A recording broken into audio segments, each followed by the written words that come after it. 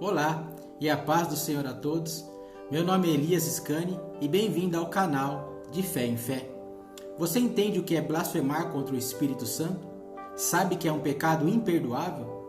Vamos lá, aprender nas Escrituras, juntamente com Jesus, o que tal prática representa. Mateus, capítulo 12, versos de 31 e 32, que diz assim: Por isso vos declaro, todo pecado e blasfêmia serão perdoados aos homens, mas a blasfêmia contra o Espírito não será perdoada. Se alguém proferir alguma palavra contra o Filho do Homem, ser-lhe-á isso perdoado. Mas se alguém falar contra o Espírito Santo, não lhe será isso perdoado, nem neste mundo, nem no porvir. Através dessa terrível afirmação sobre o pecado contra o Espírito Santo, Jesus faz menção à terrível e odiosa acusação que os fariseus faziam contra ele, mesmo antes desse episódio. Afirmavam que Jesus era endemoniado, que fazia os seus milagres por ordem e em nome do diabo. Dizer que essas obras, que evidenciam a santidade e o poder do Espírito Santo, são de Beelzebu, significava caluniar consciente e intencionalmente da divindade. Fica evidente que a Bíblia revela o Deus triuno nas pessoas do Pai, do Filho e do Espírito Santo. O Filho é gerado eternamente do Pai e o Espírito procede eternamente do Pai e do Filho, como o próprio Jesus diz: Mas quando vier o Consolador, que eu da parte do Pai vos hei de enviar, aquele Espírito de verdade que procede do Pai, ele testificará de mim. Evangelho de João, capítulo 15, verso 26. Proferir uma calúnia contra Jesus, que se apresentou às pessoas numa forma tão humilde e tão diferente da imagem que se fazia do Messias esperado, constitui uma transgressão, uma ofensa. No entanto, ela não precisa necessariamente brotar de uma intenção maldosa. Podia muito bem acontecer a um judeu sincero, mas dominado por preconceitos farisaicos, absorvido desde sua infância, que considerava Jesus como um usurpador, um violador do sábado e por isso um charlatão. Esse é o mesmo pecado que Paulo cometia antes da sua conversão. Jesus está disposto a perdoar, aqui ou no além, qualquer dessas ofensas que se referem apenas à pessoa terrena dele.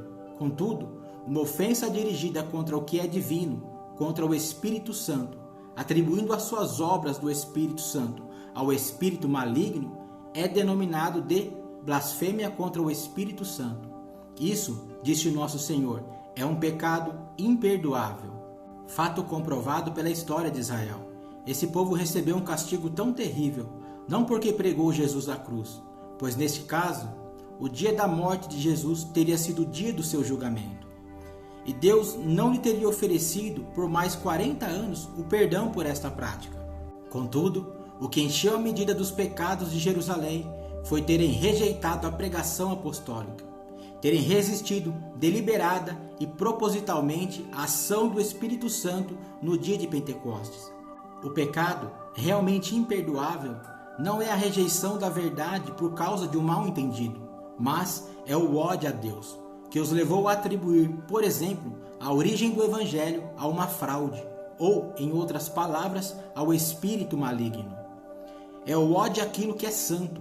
Esse se torna possível somente quando se destrói e anula conscientemente o impacto que o Espírito Santo produz em todo o coração íntegro.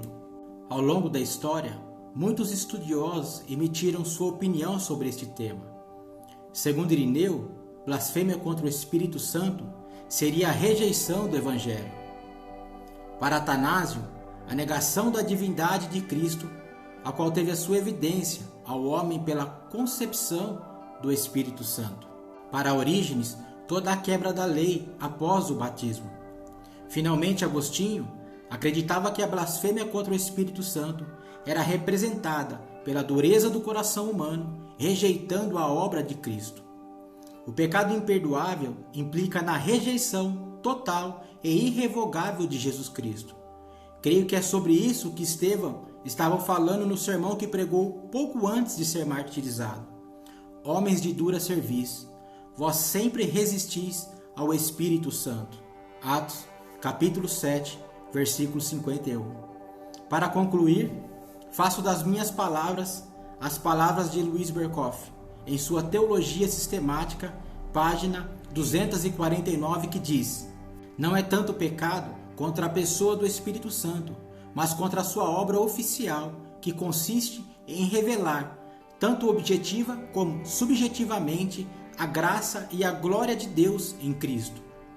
A raiz desse pecado é o consciente e deliberado ódio a Deus e a tudo quanto se reconhece como divino.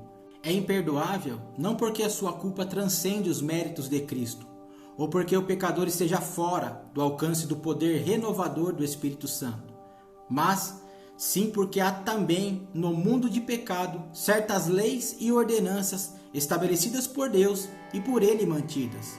E no caso desse pecado em particular, a lei é que ele exclui toda a possibilidade de arrependimento, cauteriza a consciência, endurece o pecador e assim torna imperdoável o pecado.